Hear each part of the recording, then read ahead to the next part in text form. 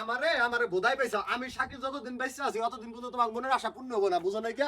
আমি মনে করো যে হে করা পড়ছি কে ভাই কি হয়েছে ভাই তুমি চেঁচাচেঁচি করো কে? পয়সা আছে তিন মনে করো আমার ঘরে মনে করো যে সবাই আমার শত্রু হয়েছে, হে কেমন জানো না আমার ক্ষতি করার নিকে উঠে পড়ে লাগছে। আমি ওই যে একটু ভিডিও টিডিও করি পাগলামি সাগলামি করি, এই ওনাকে পছন্দ হয় না।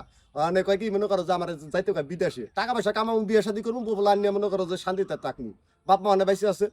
পরে মনে করো যে এই চিন্তা ভাবনা করছে, আমি কইছি না কখনো আমি বিদেশে যাবো না, আমি এইভাবে পাগলামি ঠাগলামি করে চলবো, পরে কেন এত কামাবো না। মনে করো যে আমার লোকজন যারা আছে ঘরের সবাই ভোট মিটিং এ বসে মনে করো মায়ে মিল্লা বসে মনে করো যে সবাই নিয়ে ঠিয়া যে এক কাম করি ও যে তো অনেক বেকার পাগলামি ছাগলামি করে আমরা বুঝবো না, আর এটা বিয়ে করাই দিই আমরা। তো বিয়ে ঠিয়া করাই দিলে আসলে বুঝে গেলে নাতি কুতা দিব না, এগুলো মনে করো যে কই যে ওই আমার ব্যান কিনে দাও, নাহলে আমি একদিন দেশে পাঠাই দেবো বুঝনি।